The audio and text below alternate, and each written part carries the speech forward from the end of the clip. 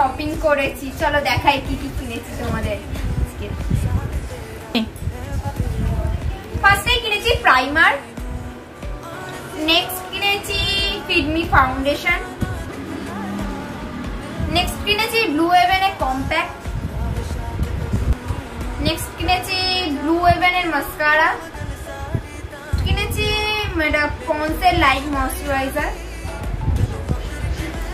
Next হলো মামা আর্থের vitamin C face wash, আর কিনেছি দুটো নেল পলিশ, একটা ডার্ক কালার একটা নিউড কালার। প্লিজ একটু কমেন্টে বলো নেল পলিশের কালারগুলো কেমন হয়েছে। আর কিনেছি একটা লিপস্টিক।